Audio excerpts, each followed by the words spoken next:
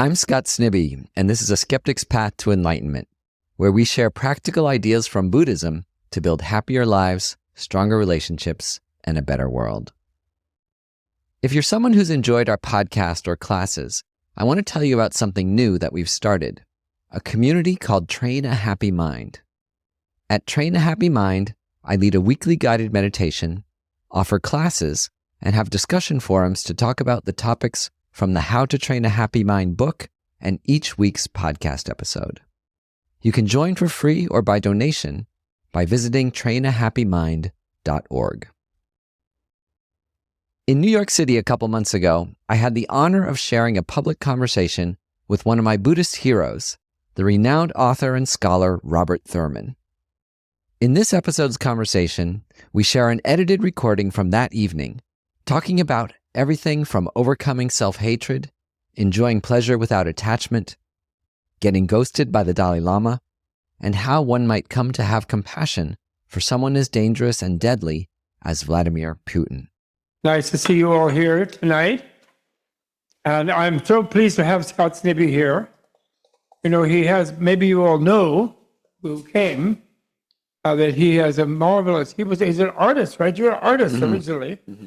And then he got all involved in Buddha Dharma, and he is very, very knowledgeable. And also, he's very knowledgeable about science.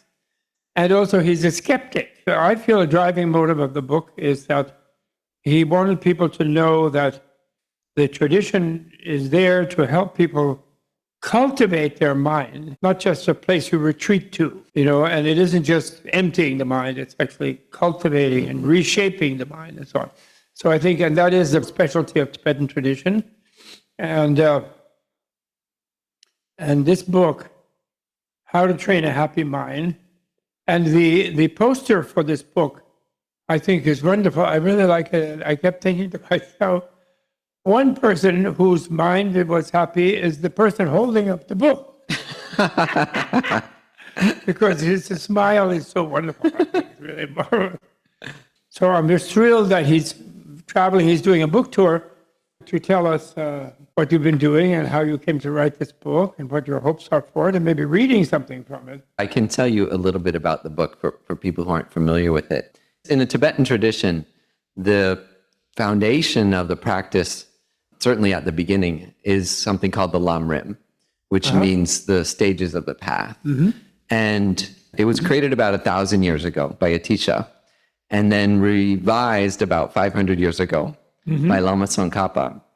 And that's actually a part I would like to read, because I spent some time trying to make the Lam Rim sound very exciting and tasty right on the 6th page. So maybe I'll just read that one paragraph and then talk a little bit more, because that's the basis. But the thing about the Lam Rim is that it's steeped in the culture of Tibet and India. It's really, Tibetan Buddhism is really Indian Buddhism. You know, it started at Nalanda University, this particular tradition. And it's a tradition that really relies deeply on critical analysis, and also a type of meditation called analytical meditation, which is, for people less familiar with this tradition, it's almost the opposite of what you think meditation is, because we're used to mindfulness meditation, which is a type of meditation where you cultivate concentration and focus, and you become less reactive. You can let things just pass through your mind, you know. So it's very beneficial. But mindfulness doesn't necessarily tell you what to fill your mind with. It helps you to let things pass through your mind. But analytical meditation deliberately cultivates things that to put in your mind. One definition of meditation is bringing out your best qualities, right? A way of not just concentrating, but concentrating on virtue, what we say. And so that's what I wanted to get at, is there have been very few books for a non-Buddhist that explain this other type of meditation. And in many ways, it's an easier meditation for very active Western minds to cultivate, because it's like a story. Each of the meditations is like a story you tell yourself to bring out a specific quality, like love, compassion, patience, generosity, recognizing impermanence. I like to add humor also as one of the qualities. You do. But let me read this one paragraph about the Lam Rim, because it I think it's quite nice, a nice summary that I actually added kind of late in the book to be sort of tasty. It's on page 6. The Lamrim is a masterwork of metaphysics and moral philosophy that says nothing is random, everything, both material and mental, has a cause, and the mind works according to habit. So positive thoughts result in increments of happiness, while negative ones lead to increments of unhappiness. The Lamrim says that life is immeasurably precious, everything is constantly changing, and the universe is a miraculous, interdependent continuum of which we are an integral part. From practical mental habits to defensible universal laws, the Lamrim gives us a path to transform our sadness, anger, and loneliness into happiness, compassion, and connection. So I wanted to give a flavor of the tastiness to start. But the issue with the Lamrim is it was developed in a culture that took past and future lives, karma, and other realms of existence, like literal hell and God realms, from birth. And I don't even take a position in the book as to whether those are true. It's just that I tried to write a book for people who don't believe those things. So that's what you're doing, whether you're following your teacher's instructions there. So on the next page here, you say, with the Dalai Lama, in the beginning of a lecture, he said, don't become a Buddhist. That's right. He said, one of the first things Dalai Lama said at the start of his 5 days of Buddhist teachings was, don't become a Buddhist. I like that, actually, very much. Actually, one time he was giving a lecture where I was present, and he says, I wanted to be clear that in all of my time teaching and lecturing all over the world, I have never given a teaching to people who were not born Buddhists with the motivation of making them become a Buddhist. He says that, which I really love that. That's quite wonderful. And I think you are fulfilling that very well. You were saying you're not trying to you want everybody to be a skeptic, right? Yeah. And that's what Geshe Namdang wants. Would you think being a skeptic will make people happy? Why would that make them happy? Well, it's the right type of skeptic. So I think a lot of people think a skeptic is a cynic. So that a skeptic is someone who outright rejects anything. However, if you look up skepticism and you look at the Western Enlightenment roots of the term skepticism, is actually an openness. It starts with openness, to be absolutely open and curious to everything, but to test it. And that's where there's this incredible overlap with Buddhism, because the Buddha himself said, there's this famous statement the Buddha made. He said, don't trust anything I say. He said, I'm paraphrasing, obviously, test it like gold. And we were talking about this beforehand. Thupten Jinpa, who is a Dalai Lama's translator, extraordinary scholar himself, he actually says there's 2 types of science. One type is the controlled experiment. The other, Jinpa says, is reproducibility. So it's the more general idea of science that's existed for thousands of years, that if you can demonstrate something that someone else can reproduce independently, then that's also a form of science. And that's what this book tries to do, because a very, very small portion of Buddhist practice has been validated scientifically, very tiny. But all of it has been subjectively validated by individuals over the course of 2,500 years. Yeah. Mm-hmm. Right. Stage 6, the red pill of renunciation. You want to read some of that? Yeah, sure. So page 135.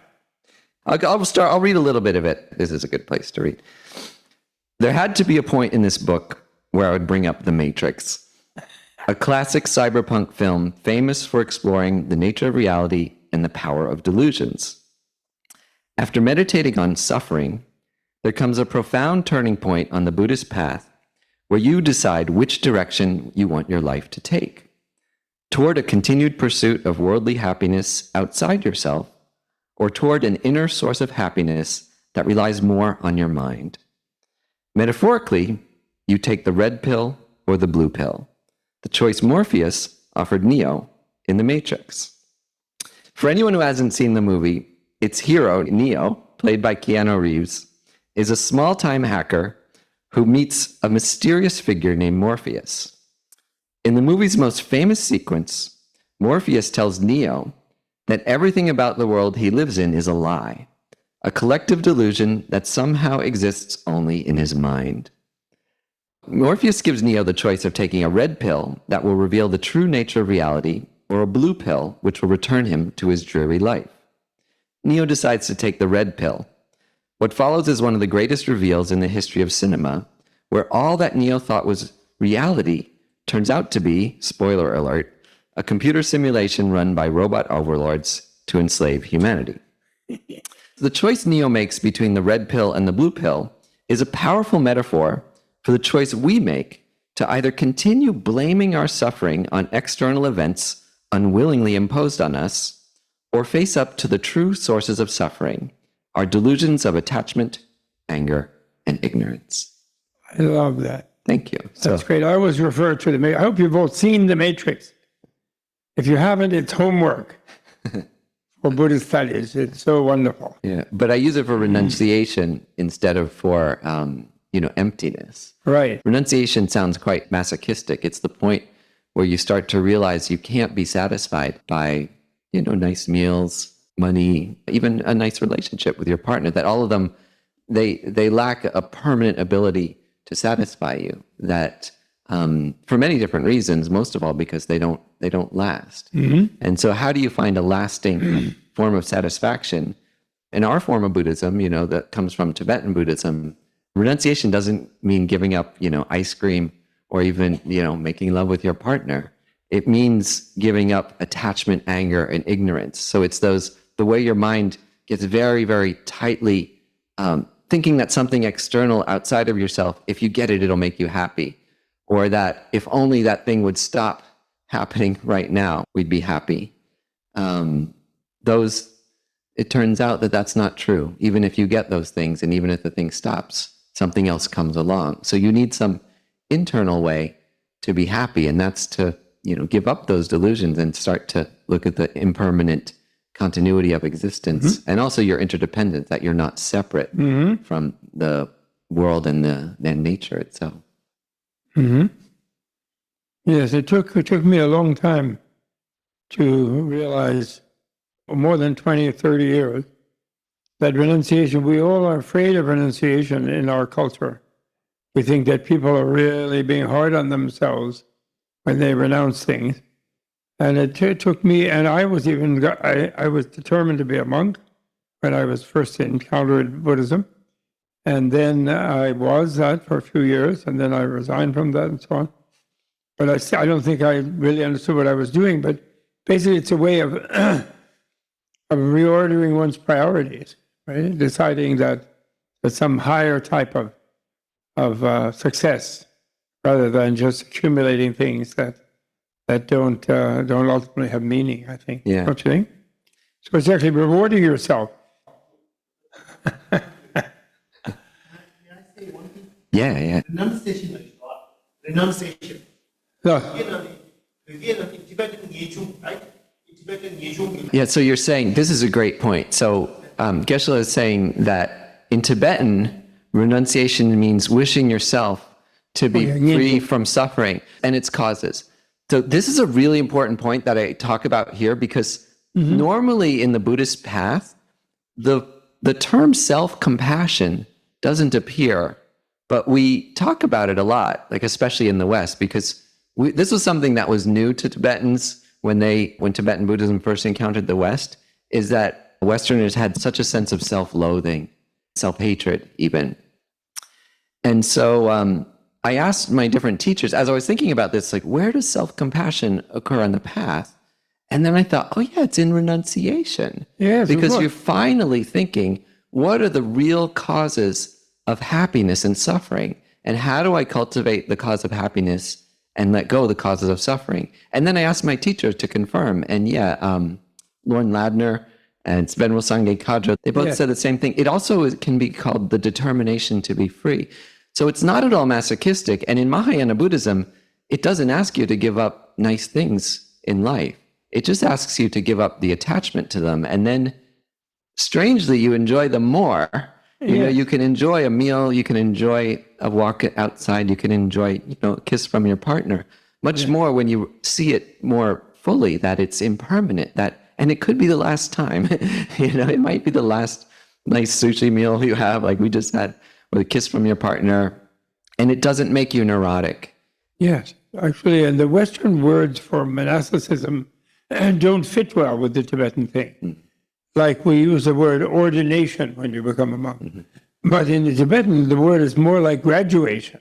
Like you're really escaping from taxes, paying tuition for children, raising a family, fighting in the military, doing all social duties. You are exonerated from all of these things, and the society lifts you up to seek a higher purpose of developing yourself and educating yourself in a certain way. I think we expect in our Western society, Protestant ethic, you have to be productive or you're worthless. I think they see renunciation as a self-reward. Yeah. As a privilege, actually. Yeah. And actually more than men, women. Like Buddha, historically, Buddha is accused by modern feminists, tends to be, feminist academics, of being a male chauvinist himself. Because twice he sort of said, no, we don't need to have female monastics. We don't need nuns. Then his foster mother and his ex-wife insisted. And then his nephew went to him and said, look, you really have to let them, if they want to, come on, you owe them this privilege, And so he said, well, okay. The reason I was hesitant, because he was scared that they would themselves seek that privilege in huge numbers, and they did. It was like a stampede, because the patriarchal family system in India at that time, as I think, which is not a mystery to us, I think we still have, even in America, they were doing all the work. So the women were more ready to reward themselves with a life of education. I'll never forget the one woman who wrote this poem. Oh, Buddha, I really like you. Thank you. I just had lunch. I begged the lunch. I didn't have to cook it. And I don't have to wash the dishes. I only have the one bowl. I creamed it out, put it in my little sack. And I'm sitting under the tree, and I had this free lunch. And I'm so grateful to you, Buddha. You liberated me from 3 crooked things. You raised me from my crooked rice pestle pounding thing for husking the rice, from my mother-in-law, my bent-over old mother-in-law who used to scold me all the time about everything, and from my hunchback husband. If this isn't nirvana, it's good enough. But I think you are giving the fruits of this to the people in our current cultural setting that is so great, I think, really. Red pill, absolutely. Red pill, I love it. The 4 facts. You're calling the 4 truths the 4 facts. I love that. Well, that I got from you. I mean, that was from you. So there's these, what they call the 4 Noble Truths, which was the Buddha's first teaching. But in the Lamrim, it comes later, because that's the famous teaching that life is suffering, which is not a good translation. It's more like life is unsatisfactory. This is a place we disagree with Stephen Batchelor sometimes, but he translates the first of these 4 facts as embrace life. As embrace life. Embrace life? Which is actually quite beautiful and maybe a little controversial. But the idea of this but this first fact is just that things are unsatisfactory. Nothing satisfies you permanently. Socrates said, the unexamined life is not worth living. But Buddha didn't say that. Buddha said, the unenlightened life will be stressful. That's what he said, basically, I think. And but he didn't offer that you shouldn't live it. It's a human, especially human life. What about the precious human life? Tell us about that, or read us. So with this topic, what I tried to do was 2 things. One, there's 2 quotes, actually. One was when I was young, when I was in college, I once read this quote by Voltaire. And he said, it's no more surprising to live 2 lives than one. And so that I thought was a nice basis, that it's so extraordinary to exist at all. And so I ground the precious life in general in that idea. Thich Nhat Hanh says, we have 24 new hours to live. What a precious gift. So part of it is very practical. And then the second part of the precious life is very cosmic, but in a scientific way, cosmological. And so I was really moved by Carl Sagan when I was a kid. When I saw Cosmos, that was my introduction. Sagan, right. Yeah, He Carl does it very Sagan. well.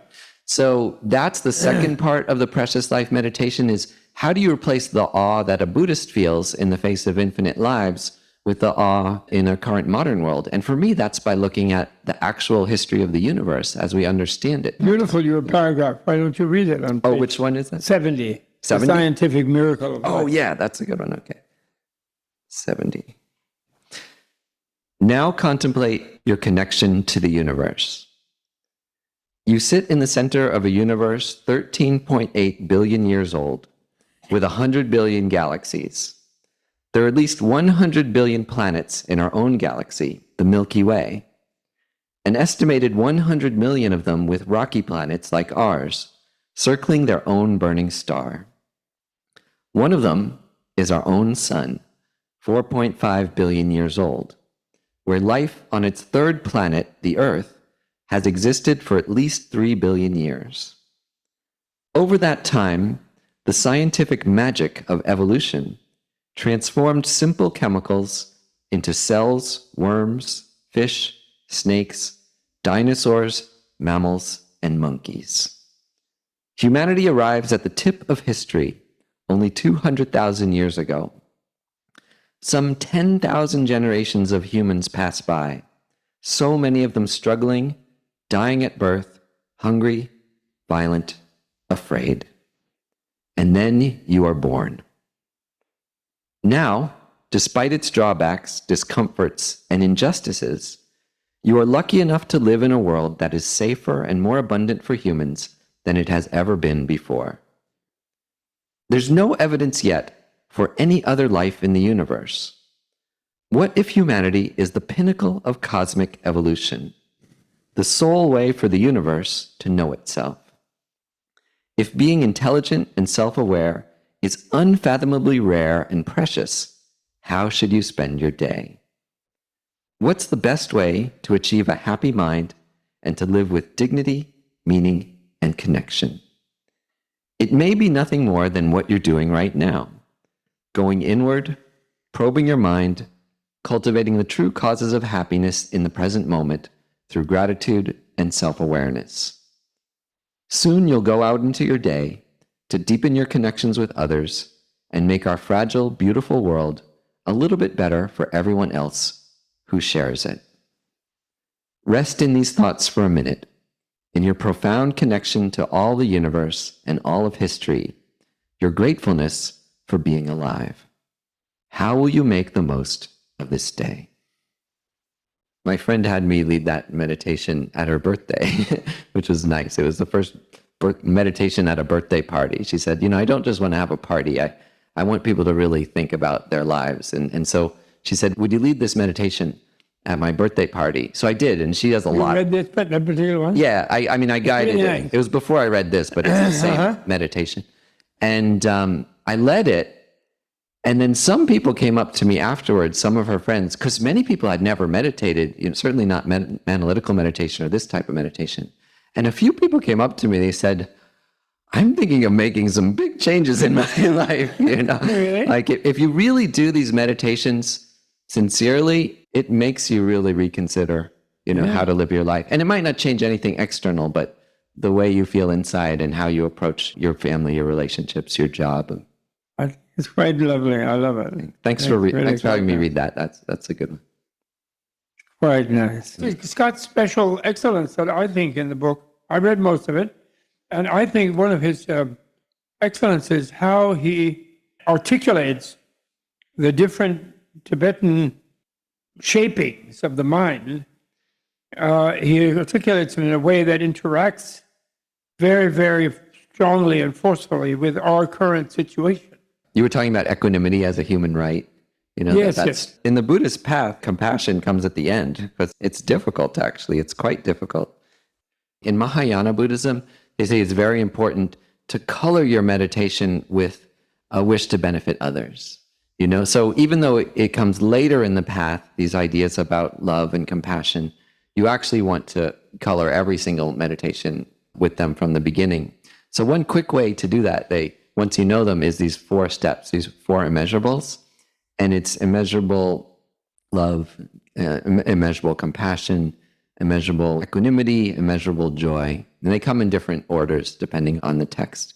But what I loved about Buddhism is that it's very difficult to define love from a Western perspective. It seems very wrapped up with attachment, wanting something from other people. But in Buddhism, love has a very simple definition, which is wanting others to be happy.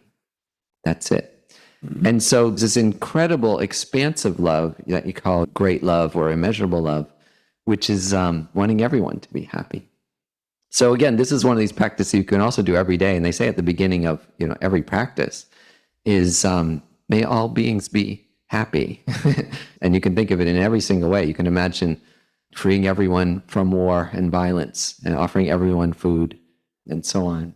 And then the next one is compassion. So compassion is wishing others not to suffer, to take away their suffering, right? Mm-hmm. And then equanimity is evening the canvas. It's actually seeing that all of your relationships are changeable, that you're actually quite biased, that you mostly feel love to the people very close to you, and you feel negativity towards your enemies. So in the equanimity meditation, you try to think about how relationships change. And you think about how almost everyone you love was once a stranger. Everyone you have a fight with, an argument with, was also once a stranger.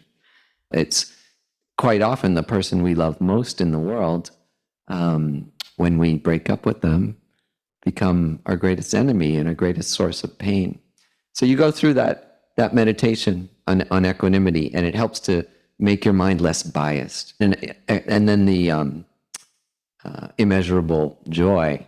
There are many different interpretations, but one is that people eventually perfect these qualities and never experience suffering again, only happiness. Mm-hmm.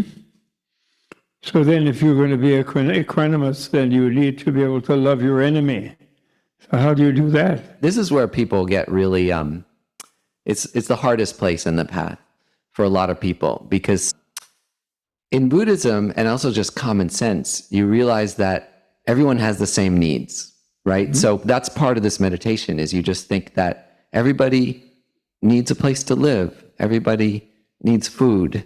Everybody needs to be loved. Mm-hmm. Nobody wants a bomb to fall on them. And you think that not just for the people you like, but the people you don't like, including like Vladimir Putin, for example. Let's just take one of the hardest examples. And so you acknowledge, it's very hard for a lot of us, because when you look at that person, you see only bad, right? Most of us. But you try to acknowledge yourself like, okay, that guy, he wants his country to be secure and safe. He wants his people to be prosperous, right?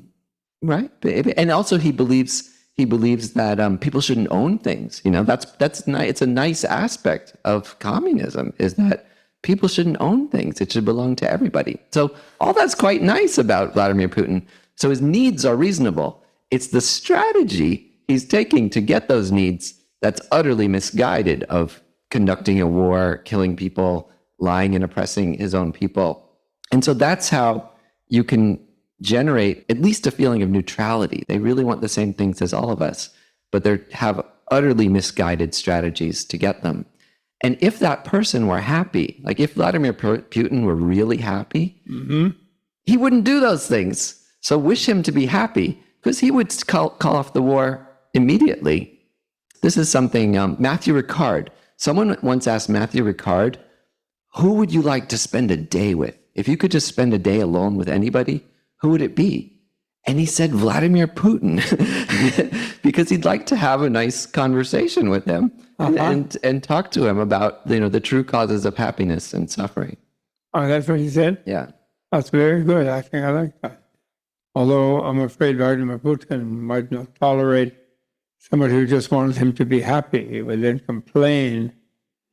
There's a funny story that I think his name is McAuliffe or something like that, who was the Russian ambassador, American ambassador to Russia, took Hillary to visit Putin a few years ago, when Putin was more or less, when she was Secretary of State, so that would be during the Obama administration.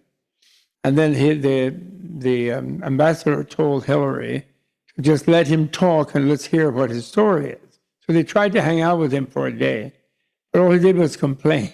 Yeah. They didn't know how to interrupt his complaining, about how America this and America that.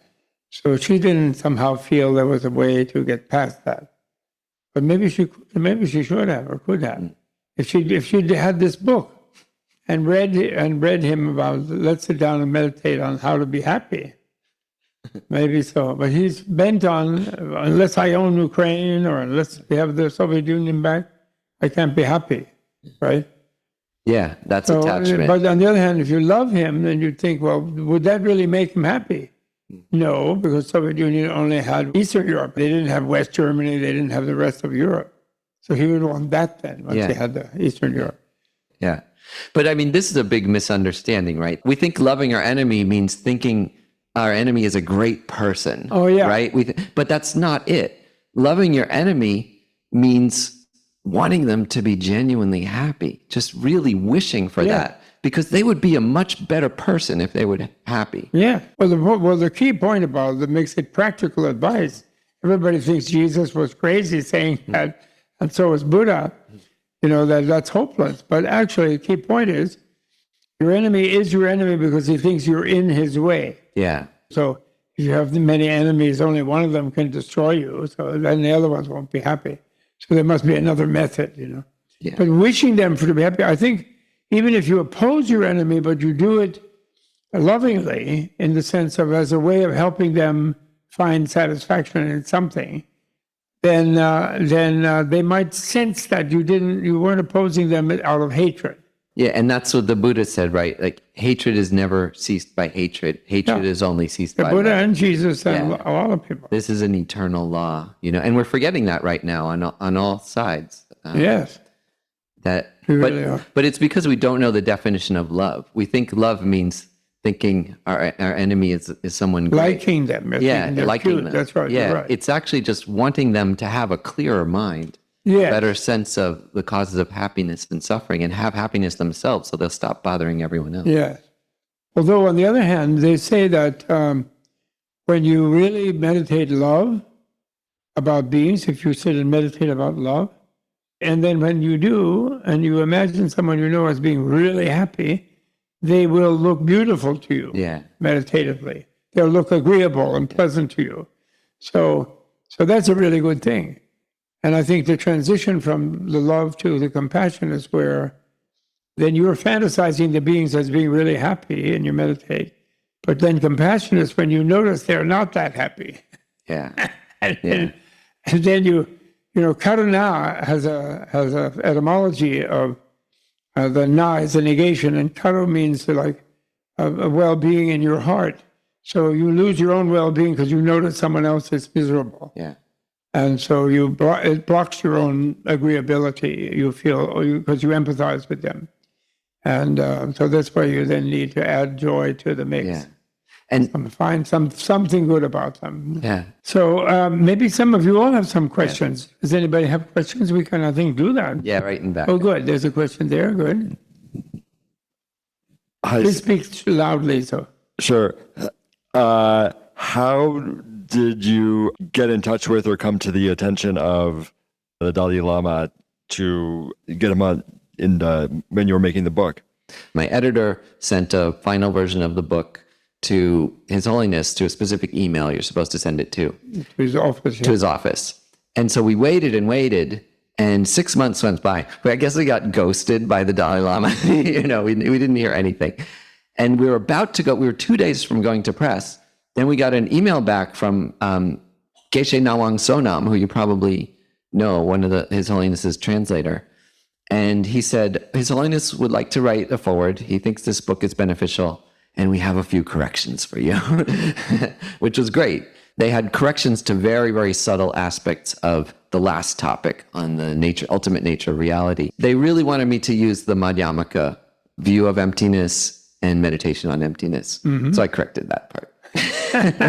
Oh, you mean some of the corrections had to do with the Yogacara? Yeah. I see, the mind over school. So I corrected, and for each of them, I gave a reference back. They wanted to see the corrections too before writing the forward. So I made all the corrections, sent it back, and they said okay. And His Holiness wrote a Really, forward. they asked you to correct and send the correction. And then the forward quite is marvelous. the forward is nice because His Holiness says how Tibet offers not just religion but also science and philosophy. Yeah. And that the book helps to round out the picture of what ancient Tibetan culture Yes. has to offer Western civilization. So, okay, any other question? Yes, okay, you have a question, you get them. Thanks so much for this and for the book. I really thoroughly enjoyed it. And, it underlines so much of it and read it to myself. To continue the Matrix analogy a little bit, and plus because you have a quote by Keanu Reeves, which I feel like makes it especially, I was like, whoa, in case you forgot that Matrix bit, there's actually a Keanu Reeves quote in there. I feel like a lot of people would take the red pill if it were just a pill, Yeah. And the issue with a lot, not the issue, but, just being a cynic, pragmatist, skeptic, whatever best word we're using, is I feel like a lot of the prescriptions, which make so much sense and are so logical, are often these regimens of pills where you're like, take this pill in the morning every day for 30 days or 60 days. And then you'll have these realizations, what you were describing. Yeah. And I think the thing that's so attractive to the Western mind, perhaps, in this kind of push button world, and there's a pill for everything. And with this whole new culture of psychedelic everything where, you'll trip out and you have this insight, are these moments of stark awakening, sudden awakening, these epiphanic kind of moments. And I'm just wondering, if anyone's ever compiled all these exercises for these transcendent awakenings. Well, there's no instant. Well, for some people, it does happen instantly. And there are stories of that and experiences that people have. In general, like His Holiness says, I see my mind change over the course of 5 years, but there really are immediate benefits to meditation. Let me tell you something practical. My teacher, Venerable Rabina, she said recently in a teaching, she said, no one has ever come to me and said, I can't stop thinking happy thoughts, So that's what these exercises are, is a way to gradually steer your mind to constructive ways of thinking. And it's not Pollyanna-ish, like everything's great, the wars will end tomorrow. It's time-tested thoughts that you can have as you're walking down the street when you wake up in the morning that actually steer your mind. Happiness is not the best word, toward satisfaction. To feeling like your life is meaningful and satisfying and purposeful. We all want to feel that way. And it is some effort to think these things. But the thing is, if you make them tasty, I tried to make the ideas in here tasty the way that my teachers made them for me, then you naturally think about them all the time. So it is work. It does take work. But if you can find a way that the ones that resonate with your mind and our culture in your own ways, sometimes recording them in your own voice, read it to yourself, and listen to it on your headphones. It's worthwhile. And, it has worked for many, no guarantee, obviously, and definitely no guarantee of any instant epiphany. But ask anybody who's followed this path for, 10, 20, 30 years. And in general, they've had some beneficial result. Yes, I do think you could, in another edition, you could put a picture of your own smiling face on there. I think it'd be very good. It definitely help your mind. Yeah, likewise. So thank you so much. I really, you made me happy by coming and writing this book and having this happy conversation. I really think it's really quite nice. Thanks for joining us for my conversation with Robert Thurman about my new book, How to Train a Happy Mind. The book, audiobook, and ebook are available to purchase anywhere you buy books. If you end up enjoying it, please leave a positive review at Amazon to help others discover it. If you'd like to deepen this conversation, you can subscribe to our newsletter through the links on our website at skepticspath.org or follow us on Instagram, Facebook, and LinkedIn. I'm also now offering a weekly guided meditation through our Train a Happy Mind community, which you can join for free or by donation at trainahappymind.org.